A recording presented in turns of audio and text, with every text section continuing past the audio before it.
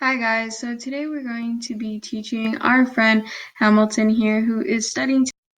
Hi guys, so today we're going to be teaching our friend Hamilton here who is studying to become a physician's assistant, the basis of medical terminology and how medical terms and word parts work. So let's get started. So first we have our word root. Our word root is basically the building block for your term. It usually tells you what body part is involved, but not always. Next we have our combining vowel, which is usually going to be an O, but it can also be other vowels like A, E, I, O, U, or Y, and this combines with your word root. Let's look at some examples. So we have our combining form, arthro, meaning joint, and then gastro, meaning stomach, and then we have cardio, meaning heart. Notice we have our root, and then we have our combining vowel, which is the O. Suffixes.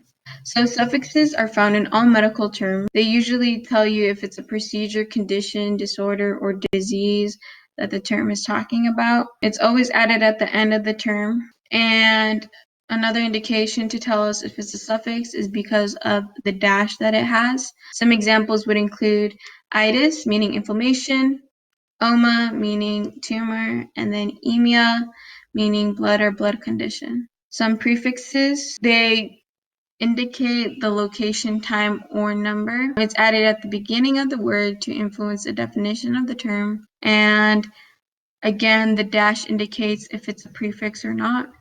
Some examples would include hyper, meaning excessive or increased, hypo, meaning deficient or decreased, and then epi, meaning above, upon, or on.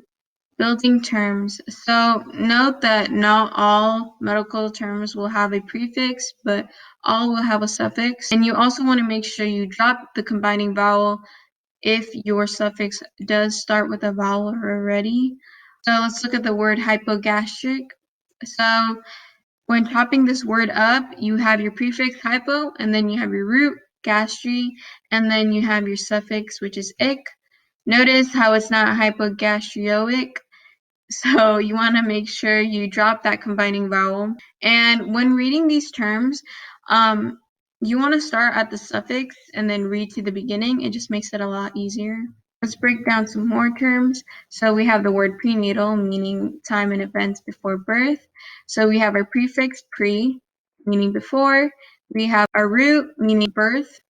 And then we have our suffix al, meaning pertaining to. Notice here we dropped the O in NATO. Another example, adenocarcinoma. It's basically a malignant tumor that arises in the glandular tissue. Adeno, meaning gland. Carcinome, meaning cancerous. And then oma, which is your suffix, meaning tumor. Again, dropping the O in carcinome because the suffix already has a vowel. Another example, physiology. So it's the study of functions of the structures of the body. So we have our root word, physio, and our suffix ology. So physio meaning nature or physical, and then ology meaning study of. Again, dropping the O in physio. Okay, let's look at look-alike, sound-alike terms. So we have arthralgia, meaning pain in joints, and arthroma, meaning fatty deposit in the artery walls. Again, these look very similar, but they mean totally different things. So arthur means joint, and algia means condition or pain, and then arthere means fatty substance or plaque, and then oma is pertaining to a tumor. Another example is ology and ologist. So ology is the study of, and ologist is a specialist. Some tricky suffixes would include gram, graph, graphy. So a gram is a picture record. A graph is a machine for producing a record. A graphy is the process of developing a record. Again, they all seem very similar, but they mean totally different things.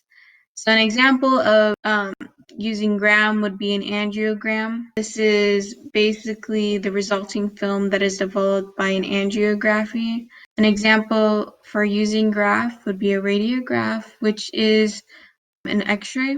And then An example for graphy is angiography, and it's producing a radiograph study of blood vessels.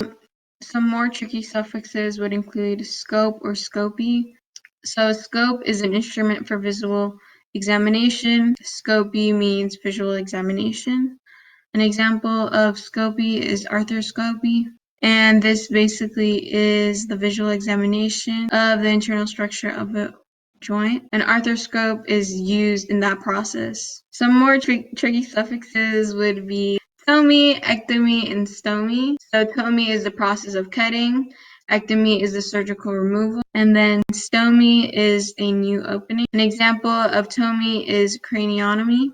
An example of ectomy would be appendectomy. An example of stomy would be gastroduodenostomy. Craniotomy means surgical incision or opening in the skull. Appendectomy means the surgical removal of the appendix. Then gastroduodenostomy is a surgical procedure to the connection of the stomach to the small intestine. At the end of the video, I hope this gave you a better understanding of the basis of medical terminology and how medical terms and word parts work. Bye.